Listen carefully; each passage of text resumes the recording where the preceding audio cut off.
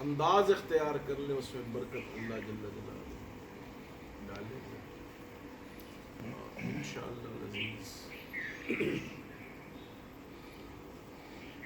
ہمارے بہت سے دوست جو دنیا داروں کی طرح دنیا داروں کے عیب چھپانے کی کوشش کر رہے ہیں، اگر وہ دلداروں کو آگے بڑھ کر ہاتھ میں لیں تو انشاءاللہ دنیا داروں کی بھی کوئی حیثیت نہیں ہے۔ حق تعالیٰ جل جلالہ ہمیں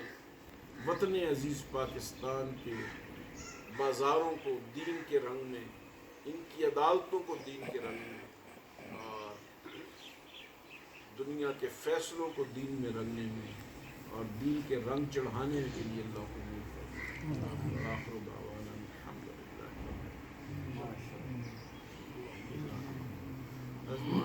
آپ کچھ ارشاد بسم اللہ الرحمن الرحیم۔ ہم سب کے لیے انتہائی خوش قسمتی کی بات ہے کہ ہم حضرت دامت برکاتہ کی دعوت پر یہاں جمع ہیں، اور جمع ہونے کا ہم میں سے ہر ایک کا مقصد بھی بہت اعلیٰ ہے کہ ہم کس طرح اپنی زندگیوں میں دین لے کر آنے والے بنے، اور یہ ملک جو اسلام کے نام پر حاصل کیا گیا ہے اس میں اسلام کا نظام عملی طور پر نافذ ہو جائے، جو جمعیت کا منشور بھی ہے کہ رب کی دھرتی رب کا نظام۔ یہ ہمارا زندگی کا مقصد بھی ہے، اسی کے لیے ہمارے اکابرین نے جدوجہد کی قانون کے دائرے کے اندر رہ کر، اور اقتدار کو کبھی بھی انہوں نے مطمع نظر نہیں بنایا، بلکہ ہمیشہ اپنی اقدار کو، اپنے مشن کو، اپنے کاز کو سامنے رکھ کر ساری زندگی جد و جہد کی۔ انہیں وزارتیں نہیں ملی، انہیں اقتدار ہاتھ میں نہیں آیا، لیکن یقیناً آخری دم تک وہ پاکستان میں نفاذ اسلام کی جد و جہد کرتے ہوئے دنیا سے رخصت ہوئے، اور اللہ کے ہاں بھی سرخرو ہوئے اور اللہ کے بندوں کے ہاں بھی سرخرو ہوئے۔ آج جو حضرت مولانا احمد علی لاہوری رحمۃ اللہ علیہ، امام الہدیٰ حضرت مولانا عبید اللہ انور رحمۃ اللہ علیہ، اور مفتی محمود رحمۃ اللہ علیہ، مولانا غلام غوث ہزاروی رحمۃ اللہ علیہ، ان حضرات کا نام جو آج گونج رہا ہے، اور فخر سے ہم ان کا نام لیتے ہیں، عظمت اور محبت سے لیتے ہیں، بلکہ جب ان کا نام لیتے ہیں تو ہماری زبان پر مٹھاس طاری ہو جاتی ہے۔ یہ صرف اس لیے ہے کہ ان کی جدوجہد صرف اور صرف اخلاص اور للہیت سے بھرپور ہے، اگرچہ ظاہری نتائج نہ آ سکے لیکن اللہ اور اللہ کے بندوں کے نزدیک وہ سرخرو ٹھہرے۔ اور اسی طرح اب جو قافلہ دوبارہ ہمارے مرشد کریم دامت برکاتہم کی زیر سایہ منظم ہوا ہے، اس کا ہدف اور مطمع نظر بھی وہی ہے کہ اللہ کے دین کو عملی طور پر ہر مسلمان اپنی ذاتی زندگی میں بھی نافذ کرنے والا بنے، اور اللہ تعالیٰ ہمیں اس کی ہمت دے کہ ہم آواز لگاتے رہیں اور بھرپور طور پر اس کے لیے کردار ادا کرتے رہیں کہ اسلام کے نام پر حاصل کیے گئے اس ملک میں بھی اسلام کا عملی طور پر نفاذ ہو جائے۔ اور یہ جمعیت کی جد و جہد ہے اور یہی اس کا مشن ہے۔ اب اس کے لیے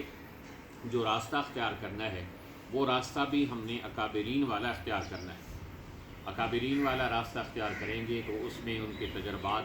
ان کی برکتیں اور ان کی دعائیں شامل حال ہوں، اور اگر ہم نے اکابر کی اقدار والا راستہ چھوڑ کر اپنے اقتدار والا راستہ اختیار کیا، مفادات والا راستہ اختیار کیا، یا چند وقتی فوائد کو سامنے رکھ کر اپنے عظیم مقصد کو بھول گئے، تو میرے خیال میں ہم اپنے اکابرین کے سامنے بھی شرمندہ ہوں گے اور اللہ کے سامنے بھی ہم نگاہ اٹھانے کے قابل نہیں رہیں۔ تو یہ جو اجلاس ہے اس کا مقصد یہ ہے کہ ہم میں سے ہر ایک اپنے عزم کو تازہ کرے اور اپنے جذبے اور بلبلے کو تازہ کر کے اس عزم اور ارادے سے آگے بڑھنے والا بنے کہ جاؤ جا کے مہر تاباں سے کہہ دو کہ اپنی کرنوں کو گن کے رکھ لے کہ ہم ایک نئے عزم سے بنیاد سحر رکھتے ہیں۔ تو یہ جو قافلہ امام لاہوری رحمۃ اللہ علیہ کا دوبارہ حرکت میں آیا ہے اور منزل کی طرف ایسا ایسا گامزن ہے، چل رہا ہے، تو مقصد منزل کا حصول نہیں ہے۔ راستہ درست ہو، رہنما آپ کا صحیح ہو تو پھر آپ آنکھیں بند کر کے چلتے رہیں، آپ منزل مقصود پہ پہنچ گئے تب بھی کامیاب ہیں، اور راستے میں چل گئے اللہ کی بارگاہ میں پہنچ گئے تب بھی کامیاب ہیں۔ تو الحمدللہ اللہ تعالیٰ نے ہمیں راہبر و رہنما اور مخدوم اور مرشد ایسے دیے ہیں کہ جو انشاءاللہ العزیز بڑوں کے عین راستے پر ہمیں لے کر چل رہے ہیں۔ اب ہم سب نے اب تجاویز دینی ہے، مشورے دینے ہیں، سوچنا ہے کہ قافلہ امام لاہوری رحمۃ اللہ علیہ کو کس طرح منظم کیا جا سکتا ہے اور کس طرح اپنے اکابر کی دعوت کو اور ان کے طریقہ کار کو آگے بڑھایا جا سکتا ہے۔ اس کے لیے سب سے پہلے اپنی ذات کے اعتبار سے ہم یہ نیت کریں کہ انشاءاللہ اس اجلاس میں جو فیصلے ہوں اس کو ہم اپنے طور پر انشاءاللہ العزیز اپنے حلقہ احباب میں، اپنے عوام تک اور سارے مسلمانوں تک ان فیصلوں کے پیغام کو پہنچائیں گے اور اکابرین کی طرز پر اس جد و جہد کو آگے بڑھانے والے بنیں گے۔ دوسرے نمبر پر یہ ہے کہ ہم میں سے ہر ایک اپنے حصے کا کردار ادا کرنے والا بنے، اپنے حصے کی شمع کو روشن کرنے والا بنے۔ اب ہم جس دور میں جی رہے ہیں، ہم میں سے ہر ایک تنظیموں میں عام طور پر یہ بیماری آ گئی ہے کہ لوگ کہہ رہے ہیں یہ فلاں متحرک ہوگا تو میں کام کروں گا، یہ فلاں صاحب تو بیٹھے ہوئے ہیں اور فلاں بڑے عہدے پر ہیں لیکن وہ کوئی کام نہیں کر رہے تو میں کیسے کروں؟ بھائی اگر تو کرنا ہے لوگوں کے لیے، اگر کرنا ہے عہدوں کے لیے تو پھر کرنے کا فائدہ ہی کوئی نہیں۔ اگر ہم نے کرنا ہے اللہ کی رضا کے لیے تو کوئی گھر بیٹھے، کوئی قافلے کے ساتھ چلے، کوئی کم متحرک ہو، کوئی زیادہ متحرک ہو، ہمیں تو اپنے حصے کی شمع جلانی ہے، اپنے حصے کی جد و جہد کرنی ہے۔ مجھ سے میری جد و جہد کے بارے میں سوال کیا جائے گا کہ آپ نے کیا کیا ہے؟ جو اللہ نے ہمیں صلاحیتیں، استعدادیں اور ہمتیں اور قوتیں عطا کی ہیں ان کو اللہ کی دین کی سربلندی کے لیے خرچ کرنے کا آج فیصلہ کر کے اٹھیں تو انشاءاللہ العزیز یہ تو بہت بڑا قافلہ ہے، بہت بڑی تعداد ہے جو اس وقت جمع ہے، اس سے بھی کم لوگ